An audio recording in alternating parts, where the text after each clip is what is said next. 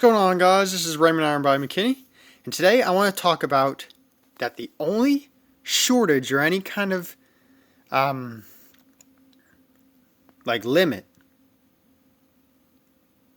is what you suggest to your mind.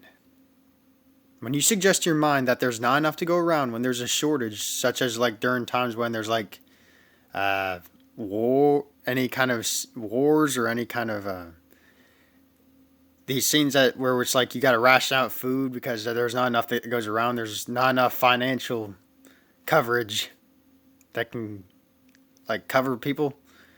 That's not true, guys. That is absolutely not true. But unfortunately, many people rely on their external senses and have no idea that they can actually change their circumstances through their imaginal senses. And I'm going to share an example from a lecture that Greg Braden shared that I was watching yesterday. And he's talking about one experiment where our world is made of photons. And scientists can take the photons, our whole universe is made of photons, including the food we eat, including the money we receive or spend. They are made of photons. Scientists can take photons. They use two of the experiments I'm going to share. They took two photons. They took a photon and split it in two. Separated 14 miles apart, and they wanted to see disturbing one of the photons. And once one of the photons were disturbed, not the other one was simultaneously disturbed. Simultaneously, I say. That's a key word there. They were both as if they both acted simultaneously. No time lapse or anything. Nothing travels faster than the speed of light, guys. They both happen at the exact simultaneous time. No lag time. No lag time given from one point to the next. Nothing travels faster than the speed of light. They both behaved the exact same way as if they both had the same exact experience. There's another experiment too that Greg Braden was discussing, that there's this tube they showed call a vacuum, I think. And then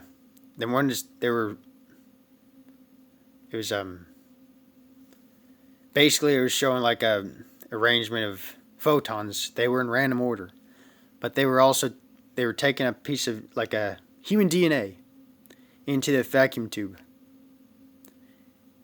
And once that DNA was placed into the vacuum tube, the photons that our world is made of, that our universe is made of, arranged, conforming to the human DNA. And when the DNA was also taken out of the tube, rather than the photons appearing random again, they acted as if the DNA was still there. And this is huge here, because that shows that we have an effect, such as if our inner assumptions manifest our physical experiences. And what that DNA experiment shows is that what's manifested, the electron or the photons that our world is made of, it stays in place when we don't focus on it.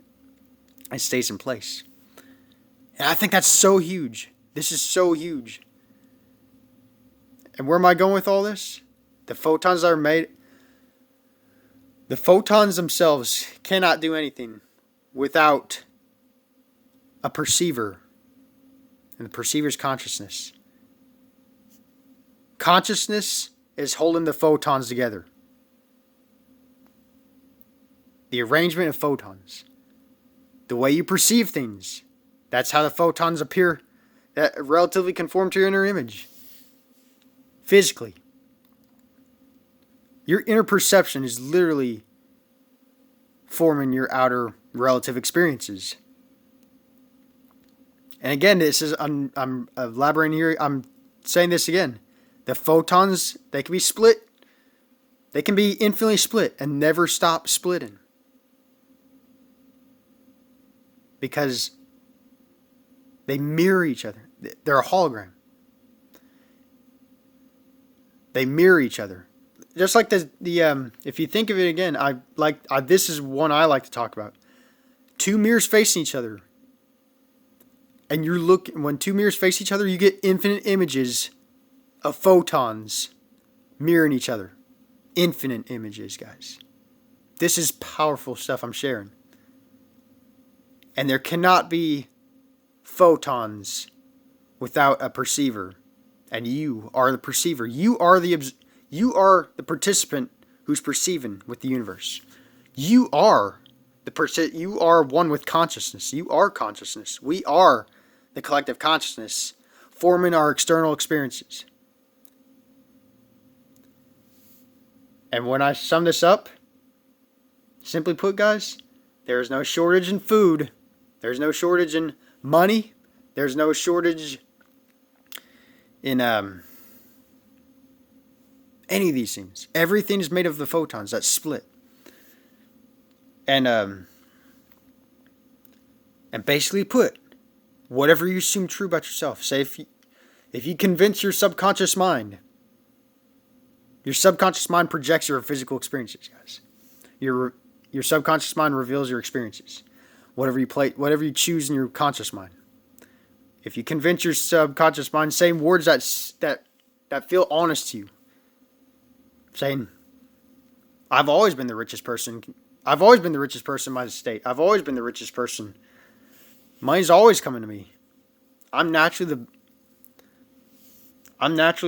attracting so many women to my life." These things, guys.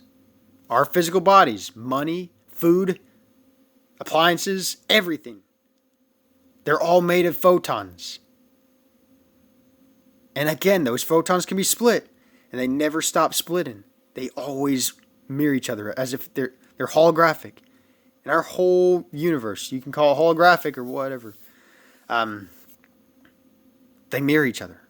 Our bodies are holographic. They mirror each other.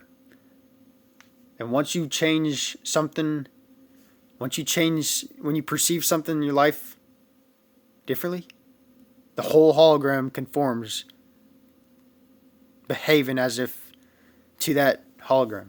Like a cascade effect, guys. And simply put, I always like to say, change the way you see the world. Change the way you perceive the world, and the world will conform to your favor. When you perceive yourself as the richest, but that you've always been the richest person ever, you will become the richest person ever. And you're not going against anyone's free will this way, guys. This is what many people, I would say the mass majority of many people, do not understand money and these things. You don't need to work for money.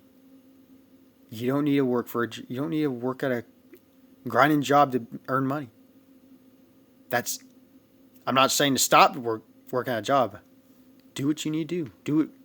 Convinces your subconscious mind that I'd make money at my job. And you can also make more money by convincing your subconscious mind that you've always made more money than your boss or anything like this. If it's honest to you, if it feels honest to you, if the words feel honest to you. Again, guys, it's not the words, it's the meaning behind the words. The words that have meaning to you, those are what manifest. And this is very powerful information I'm sharing with you guys. This is not shared in the mainstream media. Because, like, for me, I'm interested in what's not being shared in the mainstream media. And this powerful information I'm sharing here, it's for you guys. No one's taking this powerful gift from you. You are consciousness. You are the God of your reality. You are the goddess of your reality. You give life to the photons. And it's beautiful, guys.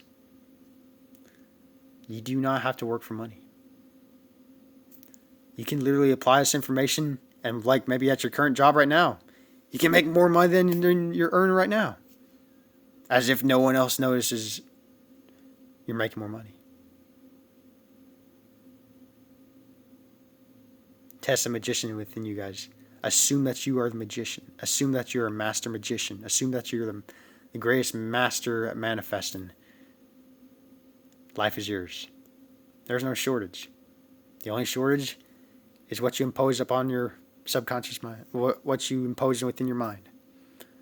Like Wim Hof says, the sky's not the limit. The mind is. So I hope this video helps a ton. I really want this to help people. And I bless you all, and happy manifesting.